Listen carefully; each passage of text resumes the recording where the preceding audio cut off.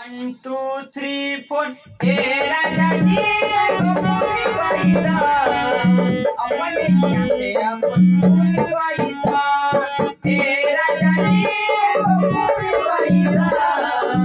अपने आते अपन फूल गईदा ए राजा जी गोकुल गईदा अपने आते अपन फूल गईदा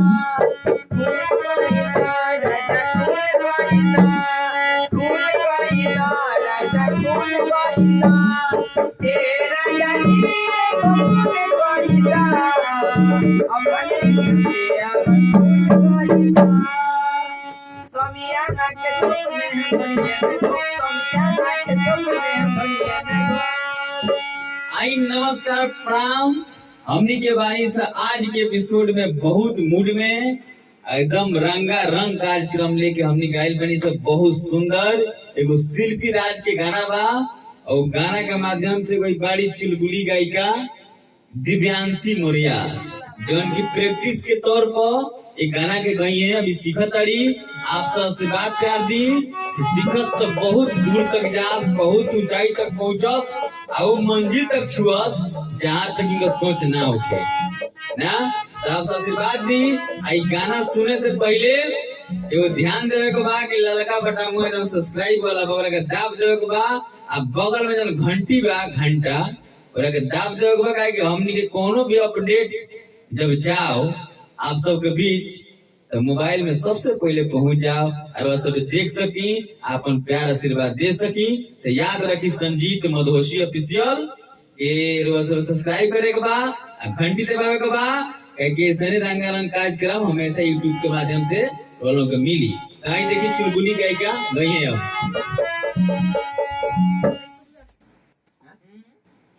राजा जी गोकुल गईदा आप शुरू से आना है ठीक है ना। आप आइए शुरू से एकदम बढ़िया से ठीक है ना। अब आवाज खुद गाइएगा एकदम मूड में नाच पास में कर दीजिए।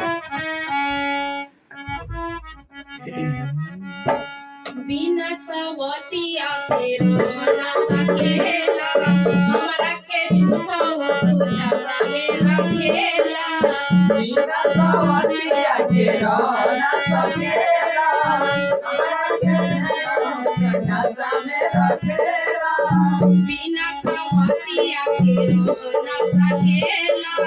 हमरा के झूठा तू छासा में रखेला जिंदे में इहे देखे के पड़ताटे एकरा से नीक चल जंगी दक्षिण घाटे एक बारी दिल के सकून कईदा हे राजा जी गोकुल कईदा अपना ही हाथे हमर खून कईदा ए राजा जी गोकुल गईदा अपने ही हाथे हमर खून गईदा राजा जी गोकुल कईदा अपने ही हाथे हमर खून कईदा ए राजा जी गोकुल गईदा अपने ही हाथे हमर खून गईदा सारी सारी रात जगता है आँखियों के लिए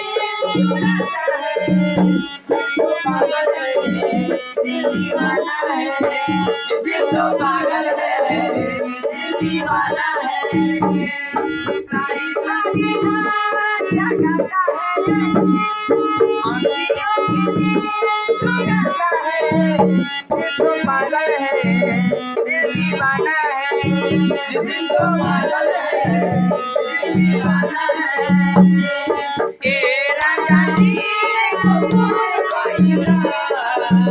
अपने ही हाथे हमर खून गईदा ए राजा जी गोकुल गईदा अपने ही हाथे हमर खून गईदा इहे करे के लगे काहे बियाह आराम से अंतराइए कोई दिक्कत नहीं है। ये है करे के लगे काहे बियाह कईदा आप माइक पे भी ध्यान दीजिए आप प्लस म्यूजिक पर भी ठीक है। माइक पास में रखिए खाली गाने पे मत पढ़िए। रियाज कर रहे हैं आप प्रैक्टिस कर रहे हैं प्रैक्टिस बढ़िया सीख होना चाहिए। बताइए इहे करे के काहे पिया कैला हंस खेले वाला जिंदगिया तबाह कैला इहे करे के रहे काहे पिया कोइला हंसे खेले वाला जिंदगिया तबाह कोइला तुम्हारा बारे में सब जानी हो बड़ा निमन कैसे मानी हो काट के कर जवा तो सुन कैदा हे राजा जी को खून कैदा अपना ही हाथे हमर खून कैदा ए राजा जी को खून कोइला अपने हाथे हमर खून कोइला हे राजा जी को खून कैदा अपने ही हाथे हमर खून कैदा ए राजा जी को खून कोइला अपने हाथे हमर खून कोइला कैसन कैसन बाजवाला है कैसन सारा कारवा मिलल नहीं खेलो करी का करी देव यारवा कैसन बाजवाला है कैसन सारा कारवा मिलत नहीं थे नौकरी यारिस के उम्र भइल अगुओ नया बता आउ देखो ये को के मरी चलावता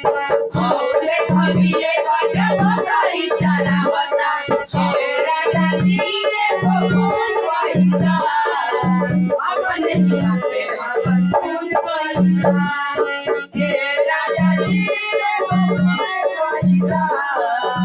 अपने हाथे हमर खून वाइदा कहे के भाई को अरे तबाघा मेरा नदी कहल जला रही राना के बघा मेरा नदी कहल जला रही राना के